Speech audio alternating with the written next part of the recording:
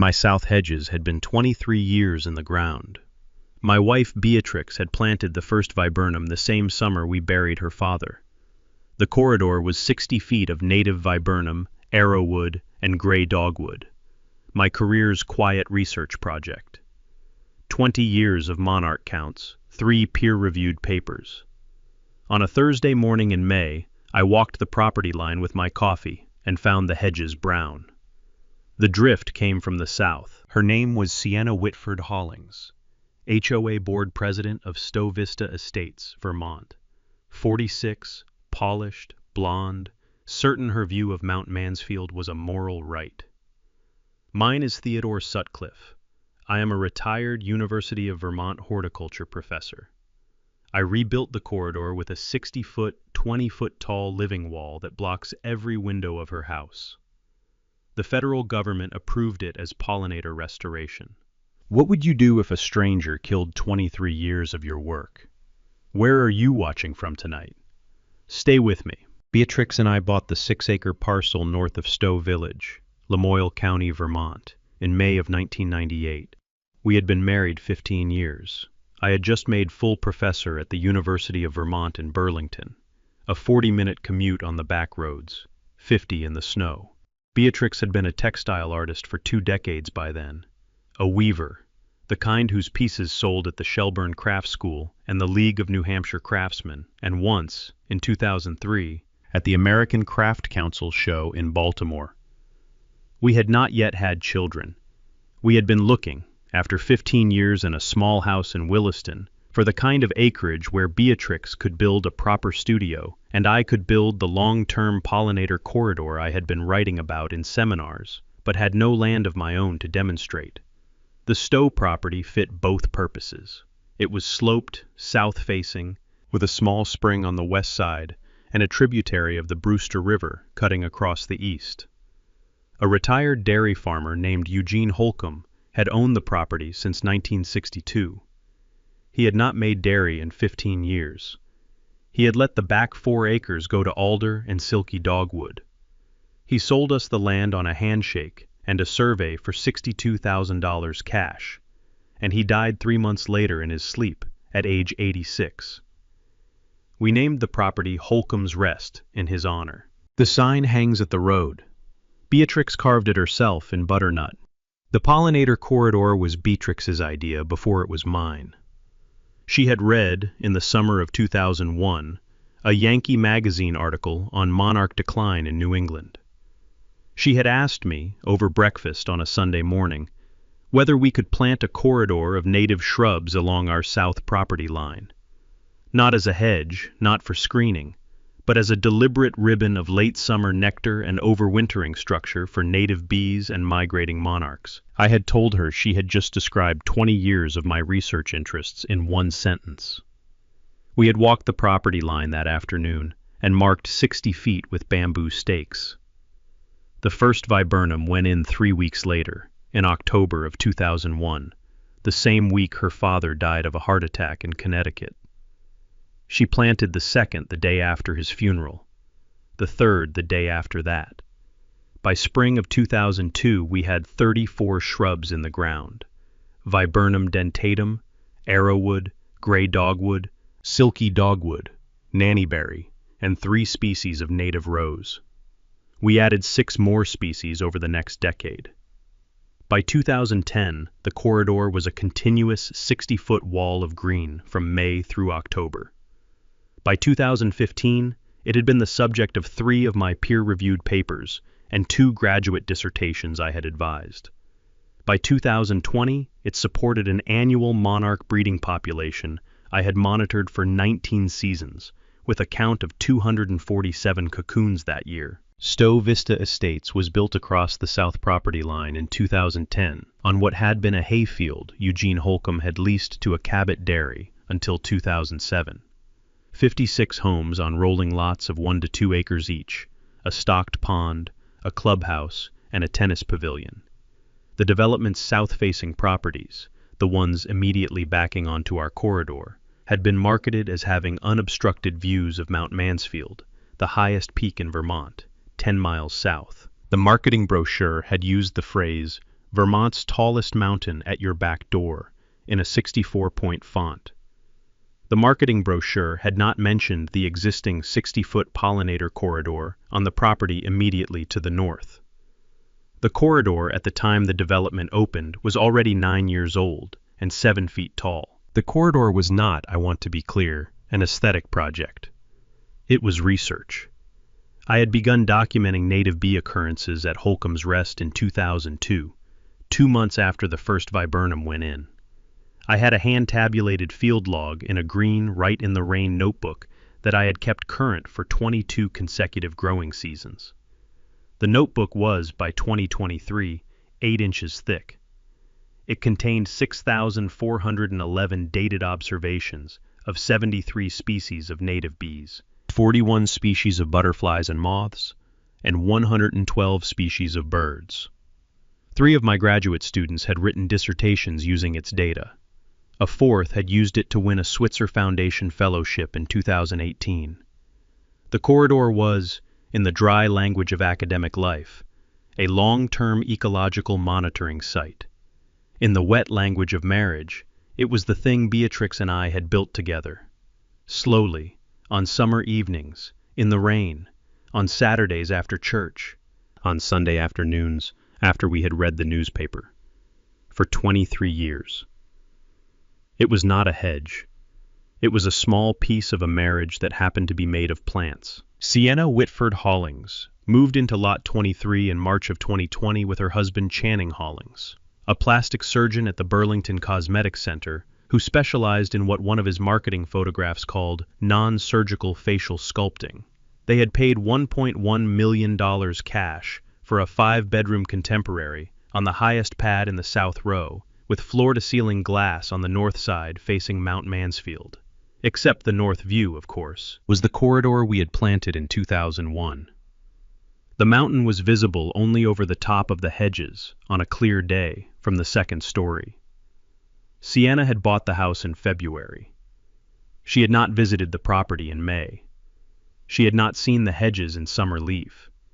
She had, by her own later account at a small claims hearing she filed against the previous owner, been deceived about the visual encumbrance, a phrase that does not appear in any Vermont real estate statute I am aware of, but which Sienna has used in writing 17 times since 2020. Sienna had a very particular kind of personality, and I think it is worth describing it for what it was.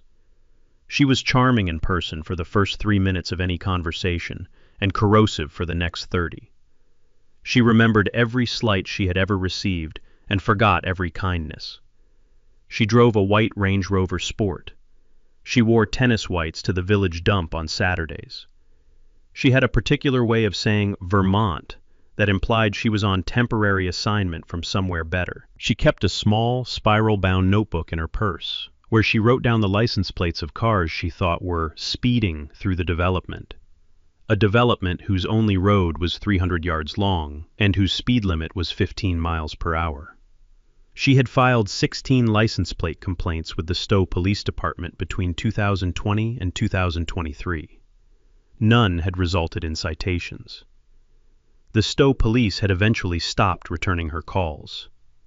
Beatrix had said, over coffee one Sunday morning, "Theodore, that woman has decided the rest of us are her staff." She had been right. Sienna had decided the rest of us were her staff. The Hedges had been the first staff member she could not fire. She got herself elected HOA board president in May of 2022. She had run on a platform of view restoration and aesthetic excellence.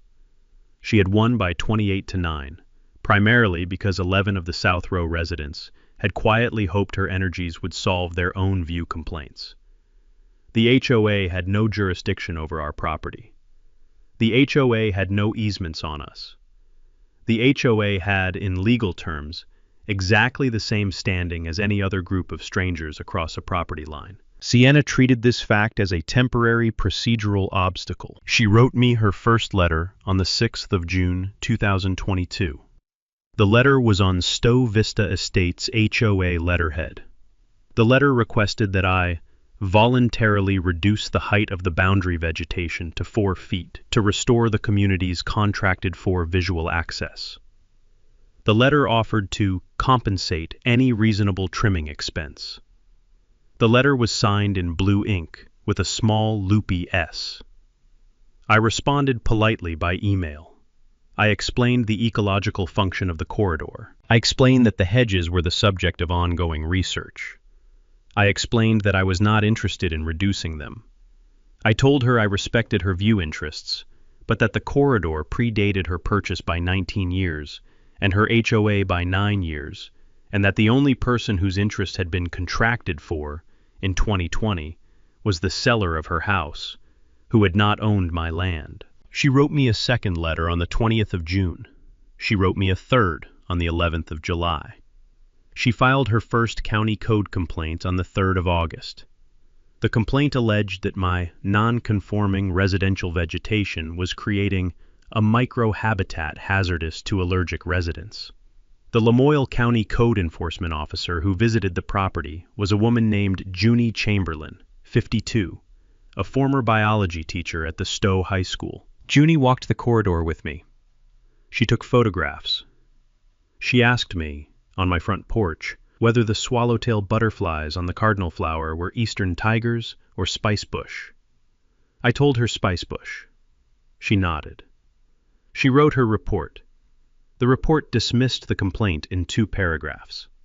The second paragraph noted that the corridor was, by the definition in Vermont Agency of Natural Resources Bulletin 14, an exemplary native pollinator habitat installation deserving of recognition rather than restriction. Junie signed the report. She sent me a copy with a handwritten note that read, "Dr. Sutcliffe, please keep doing what you are doing." I framed the note. It hangs in my office at home. Sienna filed 2 more complaints in 2022. She filed 3 in 2023. She filed a formal request with the Vermont Agency of Natural Resources to evaluate the public health implications of unauthorized native flora installations. That request was denied by an assistant commissioner I had served with on the Pollinator Protection Advisory Committee for 4 years. The commissioner, a woman named Greta Norquist, whom I had known since her doctoral defense at UVM in 2009, called me personally the day the request crossed her desk. She said in her precise voice, "Theodore, your neighbor is impressively persistent. She is also wrong about everything. Anything you need from this agency, please call me." I thanked her. I told her I hoped not to need her. I would later need her. By the spring of 2024, Sienna had filed 11 complaints against my property. She had not made meaningful eye contact with me at any point in 4 years. She had not greeted Beatrix in the village. She had once, at the small Stowe Farmers Market in August of 2023, walked past Beatrix's weaving booth without looking at it. Beatrix had told me at dinner that night, "Theodore, Sienna is going to do something stupid. You can always tell. Some people are going to do something stupid the way some weather systems are going to drop hail." I had asked her how she knew. She had said, "I know because she stopped looking at me. People who stop looking are people who have already decided what they are going to do." Beatrix was right on the morning of the 9th of May, 2024. I walked the south property line at 6:15 a.m. with my second cup of coffee. The morning was cool and clear and smelled the way Vermont May smells, of wet alder and wood smoke from somebody's last-of-the-season wood stove. I was carrying my notebook to log the first Monarch Flight Day. The first Monarch Flight Day of the year is, for me, a small annual celebration. I had been logging it for 19 years. I expected the first flight that morning because the previous week had averaged 58 degrees, and the milkweed at the corridor's east end had unfurled the day before. I reached the western end of the corridor and stopped. The first 30 feet of the corridor was brown. Not yellowing, not stressed. Brown. The leaves of the Viburnum dentatum, which had been a full, pale green 24 hours earlier when I had walked the line, were curling at the edges and falling like ash off a wood stove door. The arrowwood next to it was browning at the tips, working inward, the gray dogwood beyond, that had the particular gray-brown wilt I had taught my undergraduates to recognize in introductory plant pathology for 30 years. It was glyphosate damage, heavy concentration, foliar application within the previous 18 to 36 hours. I stood at the western end of the corridor, in my work boots and my barn coat, with my coffee going cold in my hand, and I counted, slowly, the cocoons on the unaffected viburnum across from the damage zone. There were 11 monarch cocoons. Inside each cocoon was a chrysalis I had been waiting to count for 2 months. The cocoons within the damage zone would be dead. The chrysalises inside would be dead. The first monarch flight day of 2024 at Holcomb's Rest would not happen. I had been logging that flight for 19 years. I would be logging a 0 next to 19 consecutive numbers. I walked the rest of the corridor for 90 minutes. I photographed every shrub. I marked the drift pattern. The pattern was unmistakable. A high-volume sprayer had been operated from the south side of the property line, from inside Stowe Vista Estates, between 3 and 10 yards from the line, on the previous afternoon between 3 and 5 p.m., when the wind had been from the south-southwest at 6 miles per hour. I knew the wind because Beatrix kept an anemometer on the studio roof, and we logged it daily for her dye fastness records. The drift had pushed approximately 14 feet into the corridor on the west end, where the wind had been steady. It tapered off toward the east end. The total length of corridor affected was 41 feet. I would later confirm, when the soil samples came back from the UVM Plant and Soil Sciences Lab, that the chemical had been Roundup Promax at 4 times the labeled application rate, applied with no buffer, by a person who either did not know or did not care about pesticide drift. I walked back to the house at 7:30. Beatrix was at the kitchen table with her tea. She looked at my face. She set the cup down. She said, "Theodore." "What?" I said. "She did it.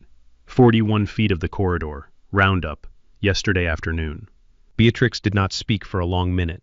Then she said, "Theodore, I want her in cuffs." I said, "Honey, better than cuffs." I called Greta Norquist at the Vermont Agency of Agriculture at 7:45. She answered on the second ring. I told her in 3 minutes. She listened. She said in her precise voice, "Theodore, stay there. Take more photographs. Do not touch anything. I am driving up. I will be there by 9. I am bringing 2 field technicians. We are going to document this as a state pesticide drift incident, and we are going to take soil and tissue samples for the laboratory. I am also going to call the Lamoille County Sheriff and the Vermont DEC, because if the drift reached the Brewster River tributary on your east property line, we have a federal Clean Water Act incident on our hands. Do you understand me?" I told her I did. She hung up. I called my daughter Eliza next. Eliza Sutcliffe is 39, a senior environmental attorney with the Vermont Natural Resources Council in Burlington, where she has been since law school at Vermont Law and Graduate School in 2009.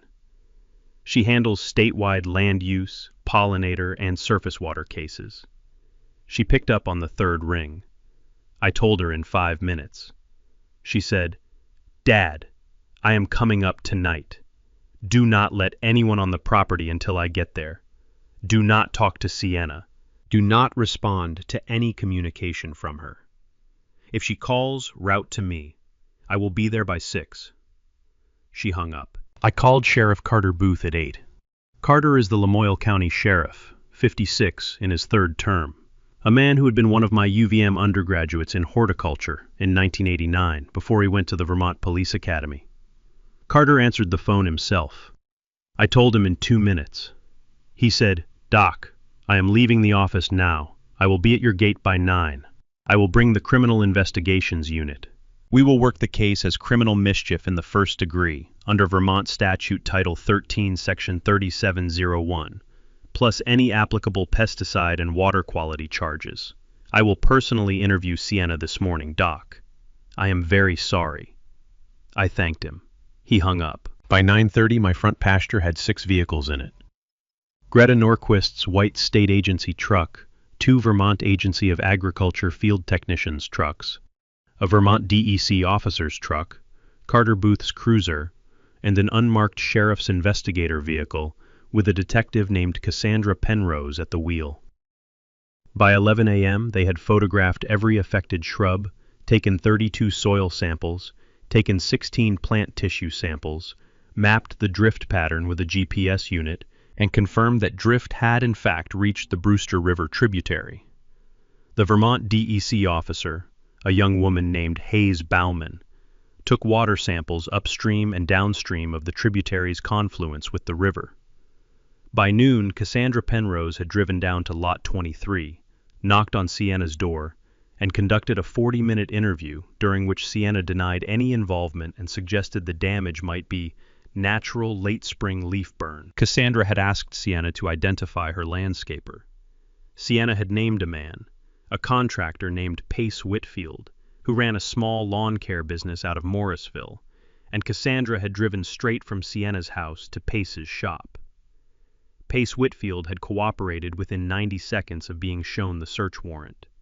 He had handed over his daily route log, his Roundup Pro-Max purchase receipts from the Morrisville Agway dated the previous Tuesday, and the text messages on his phone from Sienna Whitford Hollings, dated Wednesday at 1:11 p.m. The text read, in full, "Take care of the bushes today. Pay you cash next week. Make it stick." There were 31 prior text messages between them dating back 2 years. Cassandra Penrose photographed every one. While I waited for Eliza, I sat on the back porch and watched Greta and her field technicians work the corridor.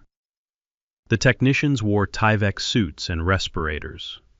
They moved methodically, slow, the way good biologists move at a chemical site. They unrolled measuring tape, they photographed every meter, they cut samples of leaves and stems and soil into labeled glass vials. They wrote on the vials in pencil. They sealed the vials in evidence bags. They placed the bags in coolers with frozen ice packs. The whole operation looked, from my porch, like a small archaeological dig. Beatrix sat beside me on the porch step. She did not speak for a long time. Then she said, quietly, "Theodore, the viburnum I planted the day Daddy died is the second one from the left. The second one from the left is gone." I told her I knew. We watched the technician on the second from left for 10 minutes. The technician took 6 samples. He labeled each one. He bowed his head, almost imperceptibly, when he was done. Beatrix saw it. She said, "Theodore, that young man is grieving for our hedge." I told her he was a student of Greta's. She had taught him to grieve at sample sites. Greta had been my student. The line ran 4 generations now of biologists who knew how to grieve at a dying plant. Beatrix said, "Good. Then it is not nothing." Eliza arrived from Burlington at 5:40. She walked the corridor with me and Beatrix. She did not speak for the full 90 minutes. When we returned to the kitchen, she sat down with her laptop, opened a fresh document, and began typing. She typed for 4 hours without stopping. By midnight, she had a 36-page memo that laid out the legal options. The criminal case was obvious. Sienna and Pace Whitfield were exposed to criminal mischief in the first degree, a felony up to 5 years, conspiracy to commit criminal mischief, willful destruction of private property, pesticide misapplication under Vermont Statute Title VI, Section 1115, and Federal Clean Water Act violations under 33 U.S. Code, Section 1319 for the drift into the river system. Civil damages for the destroyed corridor, given its documented research value, its NRCS cataloged pollinator value, and the cost of full replacement and 22 years of regrowth, Eliza calculated at $145,000. That was the obvious case. Eliza's memo, however, spent 28 pages on the less obvious move. She wrote, in the executive summary on page 2, "Dad, the criminal and civil case are going to happen and you will win them. The question is what you do at the property line. You can rebuild the hedges and accept that they will take 22 years to mature again, by which time you will be 93. Or you can build something that replaces the corridor's function immediately and prevents future drift permanently. I recommend the latter. I have a design idea. I asked her over breakfast the next morning what she meant. She said, "Dad, I want you to build a 60-foot wall." I asked her what kind of wall. She said a 20-foot tall vertical pollinator habitat, steel cable frame, cedar cladding, modular plant trays, drip irrigation, native climbing plants and shrubs, bee hotels every 6 feet, bat boxes at the top, designed by you and your old grad student Bram Northcote, permitted under Vermont's agricultural exemption to local zoning, registered as a federal NRCS pollinator conservation project, funded by the Wildlife Habitat Incentive Program at 50% cost share. It will not be a fence. It will not be a spite structure. It will be the largest single private pollinator restoration installation in Vermont. And, Dad, because it will sit along the south property line at 20 feet tall and 60 feet long, it will block every view from her north-facing windows and her north-facing deck. Permanently. Legally. Federally. I sat at the table for a long minute. Beatrix poured a fresh cup of coffee. Beatrix said, "Eliza, tell me you are not joking." Eliza said, "Mom, I am not joking." I called Bram Northcote at 8 a.m. Bram had been my doctoral student from 2003 to 2008. He had taken a tenure-track position at the University of Massachusetts, then resigned in 2015 to start a landscape restoration design firm in Northampton. He had built the largest private pollinator restoration installation in western Massachusetts, a 400-foot living wall along a former mill site in Holyoke for a private foundation in 2019. He answered the phone, listened for 6 minutes, laughed once, and said, "Theodore, tell Eliza she is brilliant. I will be in Stowe Friday morning. Get me a soil-bearing assessment. We will design this in a weekend. I can have it built by August." The next 60 days ran the way a careful project runs. Bram drove up with 3 of his designers. We laid out the structure on the south property line, a 60-foot run beginning at the same point where the original corridor had begun, set 6 feet inside our property line to allow for irrigation servicing access. The structure was designed as 8 modular bays, each 7.5 feet wide, each 20 feet tall. The steel cable frame would be set in 12 concrete footings, 4 feet deep. The cedar cladding would face north, toward our house, so that we would see warm wood from our porch. The plant face would face south, toward Mount Mansfield, so that the federal pollinator inspectors who would visit in the second year would see the largest single-site pollinator restoration in the state. Each bay would house 230 plants across 11 native species. Each bay would have 8 bee hotels, drilled hardwood blocks for mason bees and leafcutters, and 1 bat box at the top. Total plant count across the structure, 1,840 native plants across 84 species. Total bee hotel housing units, 64. Total bat box capacity, 8 maternity colonies. Greta Norquist personally walked the design with us in late May. She signed off on the Vermont Agency of Agriculture Pollinator Restoration designation in early June.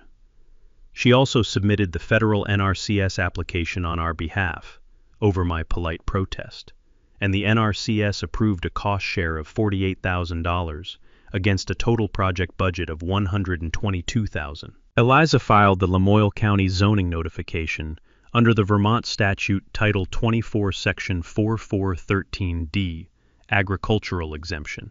The town zoning administrator, a man named Otis Wakefield, who had volunteered with me on the Stowe pollinator pathway since 2014, approved the structure as agricultural in 2 business days. Bram's design carried one detail that I think the public response underappreciated, because it required a horticulturist to recognize it.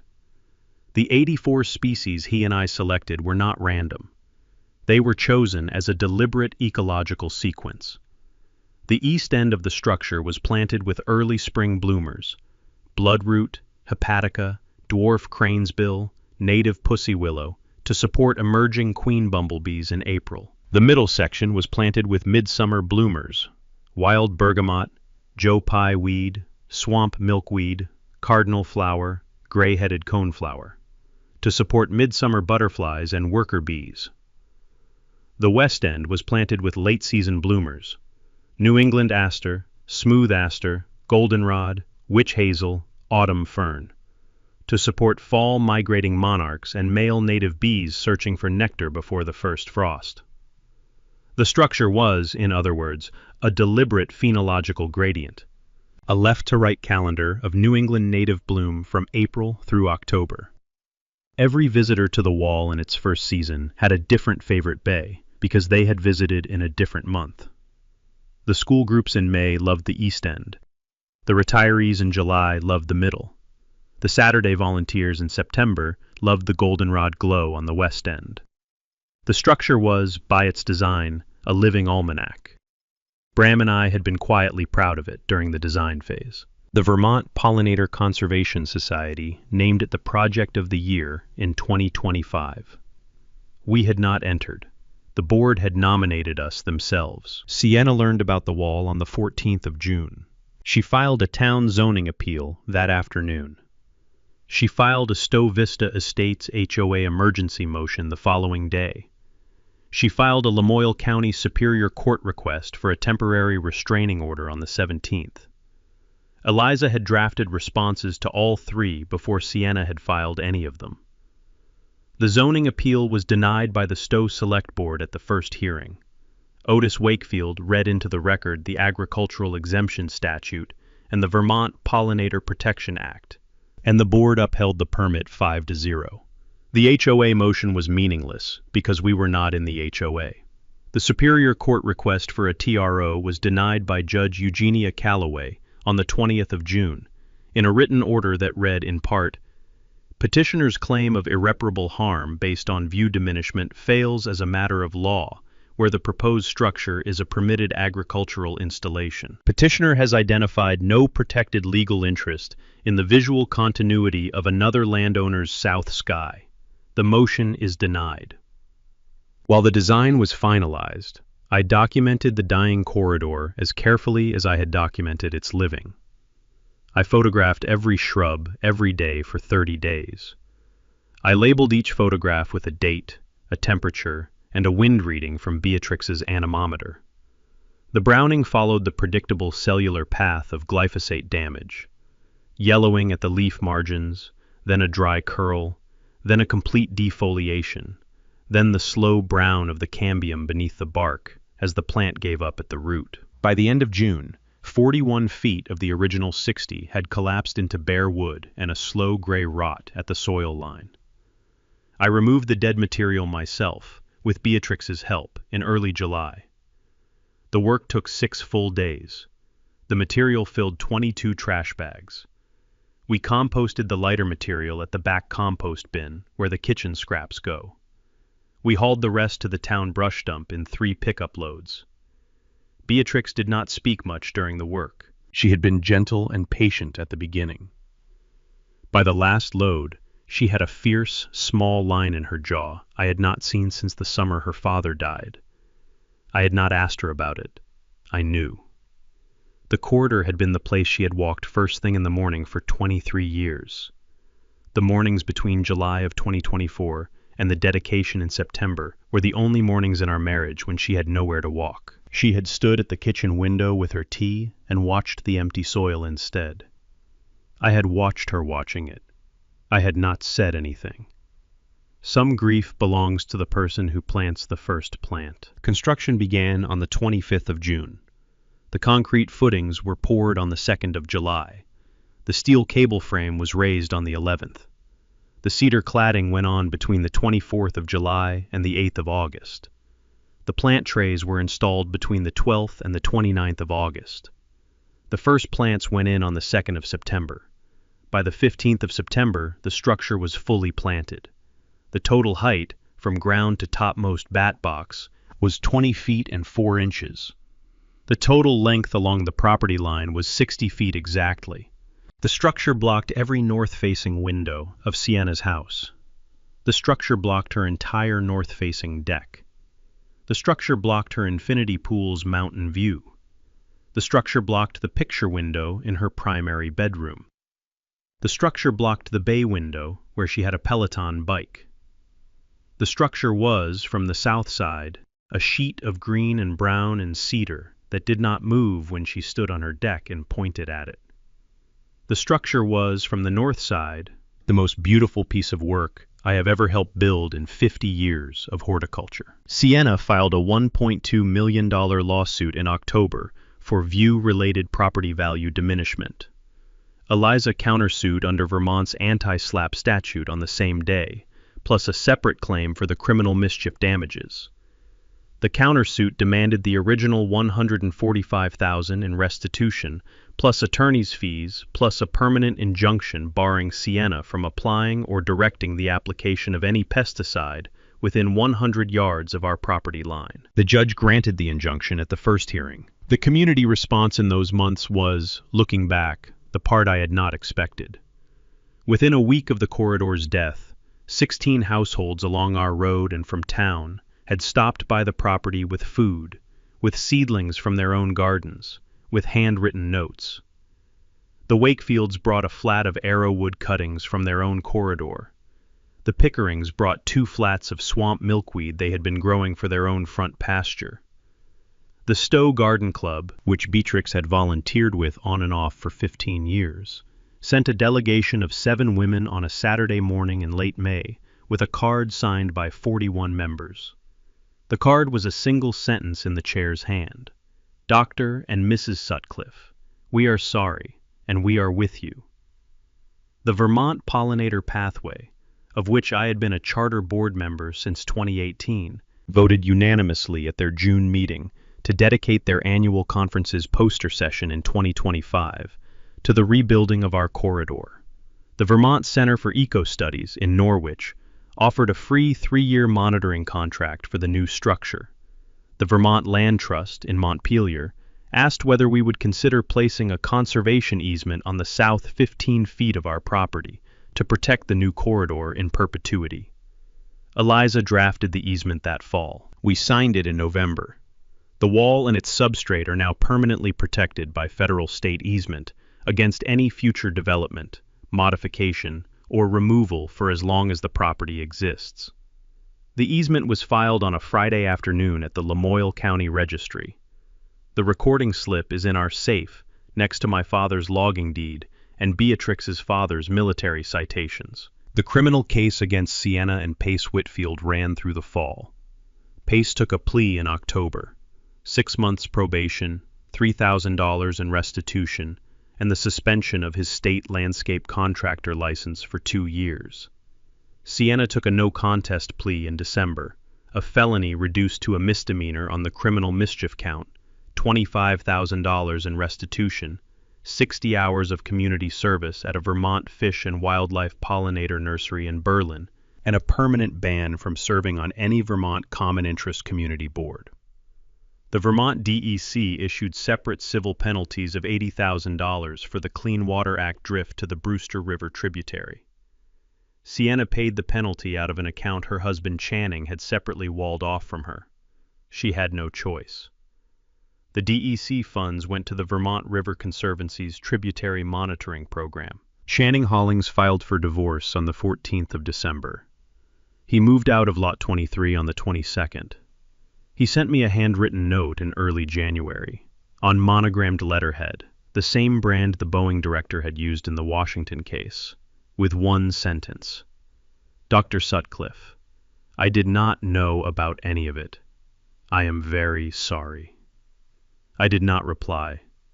Eliza filed the note in her case folder under Mitigating Decency. She keeps them all.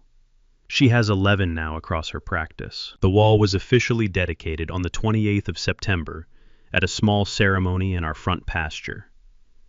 Beatrix cut a length of indigo-dyed linen ribbon she had woven that summer.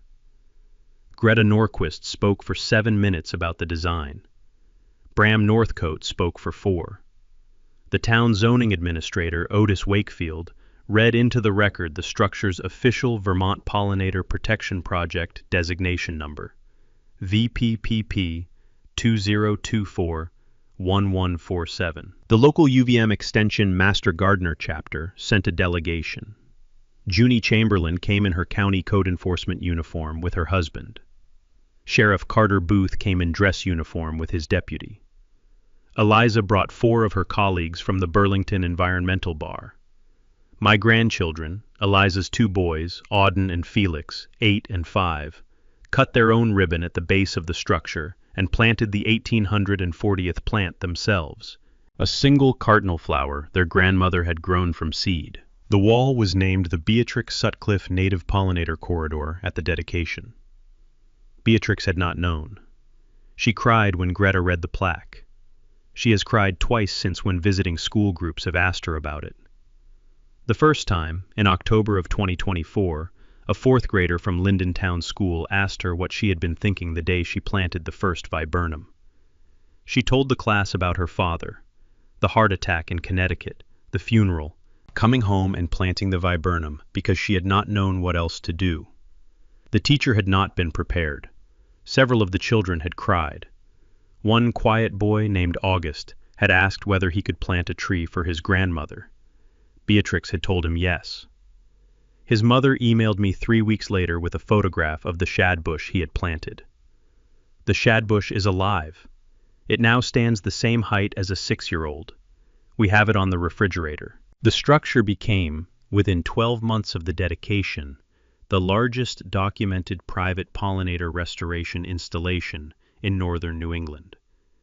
UVM Extension cataloged 17 native bee species in the structure within 60 days of its completion.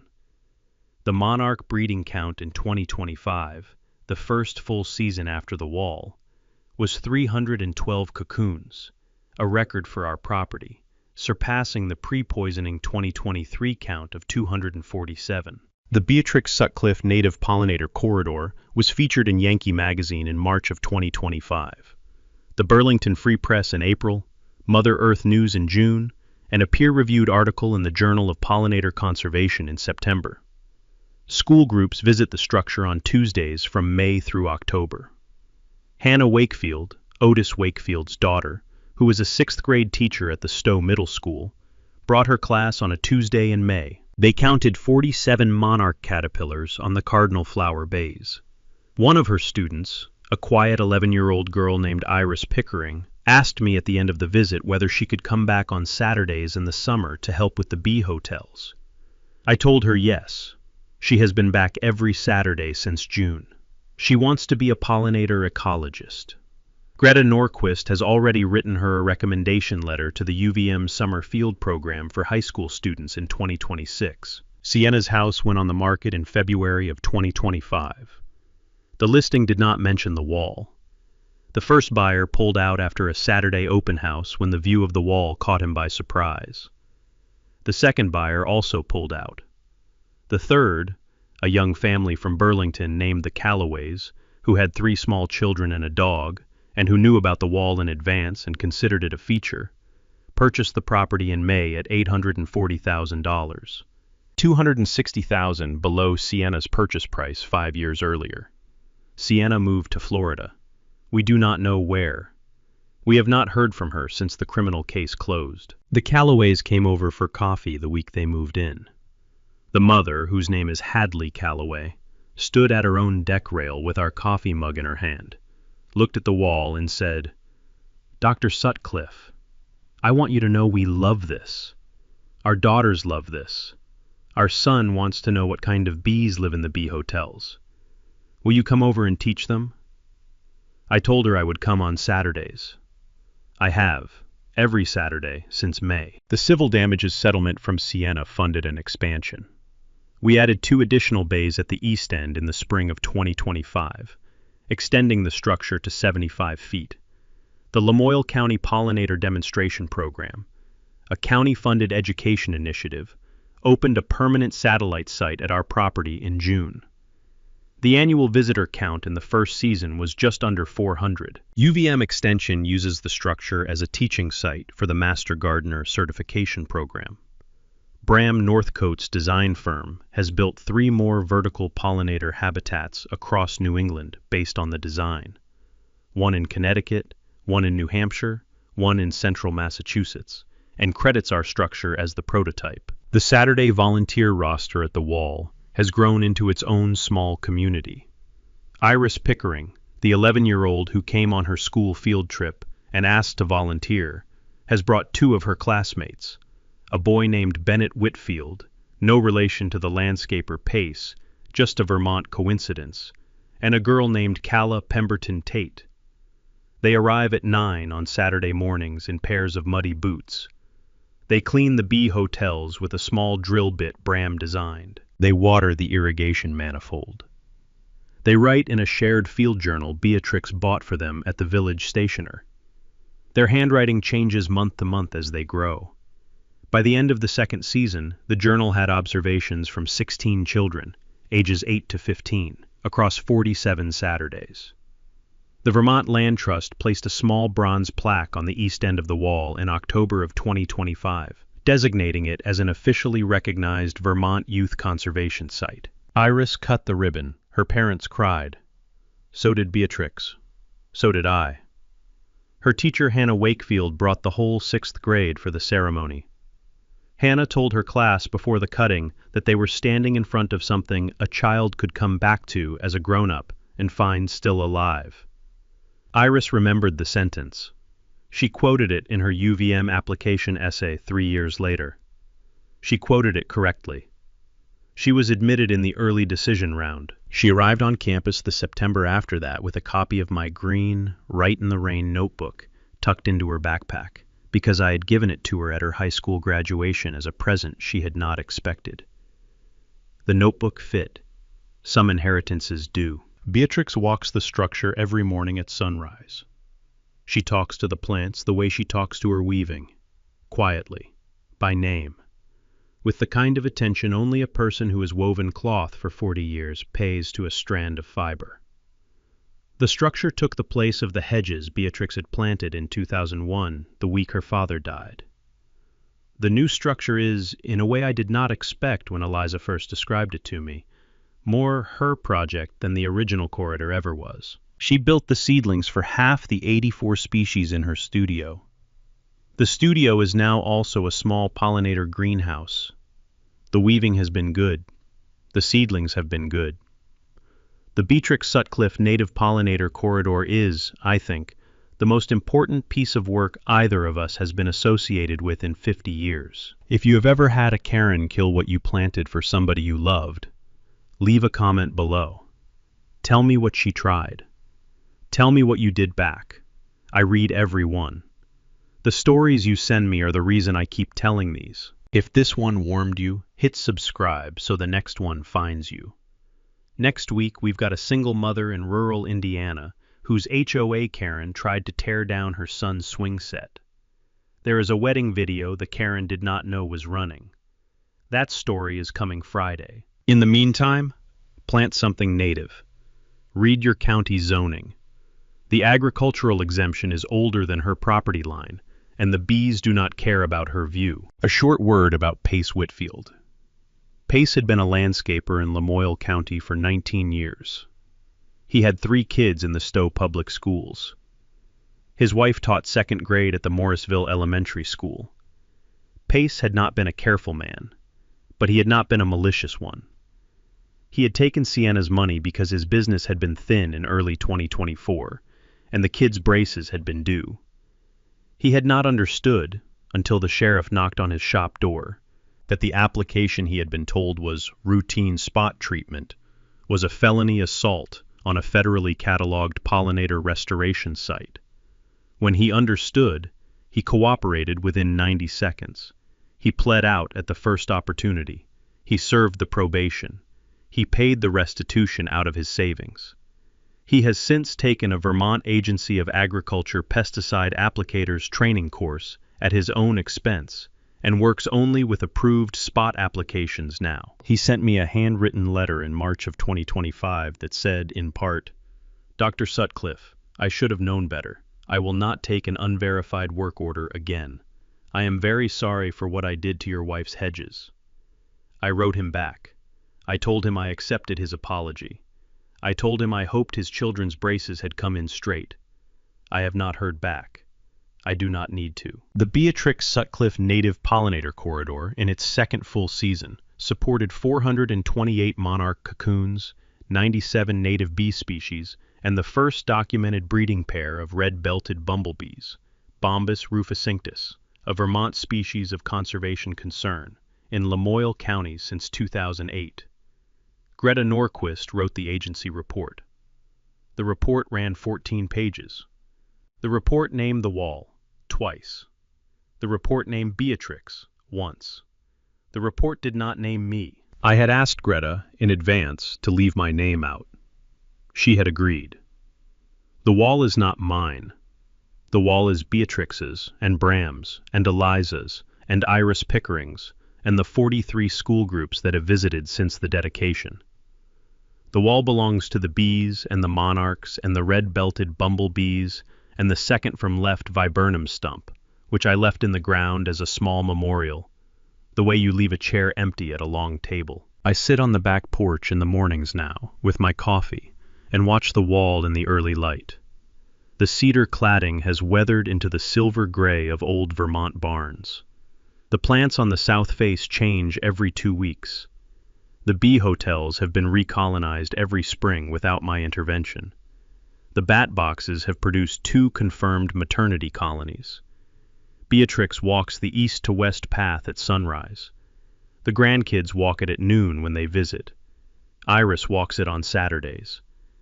The wall, in the language of 50 years of horticulture, is a stable, mature installation. In the language of marriage, it is the second corridor Beatrix and I have built together, and it is the better one. Some grief becomes a structure. The structure outlives the grief. That is the story of Holcomb's Rest. First, this one is about something the law gets right more often than we give it credit for. Sienna Whitford Hollins looked at 23 years of pollinator habitats and saw an obstruction. She did not see what the rest of us see when we slow down. A small piece of careful work that fed something larger than her view of Mount Mansfield.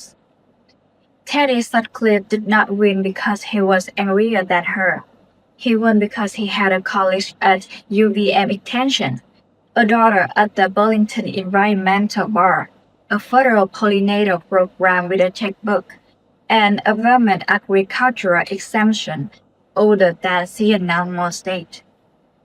The lesson, friends, is that ecology is a kind of law, habitat is a kind of right. If you have ever had a Karen kill what you planted for somebody you love, leave a comment below and tell me your story. I read everyone. They remind me we are not alone. Hit subscribe so the next one finds you. Next week, a single mother, a swing set, and a wedding video coming Friday.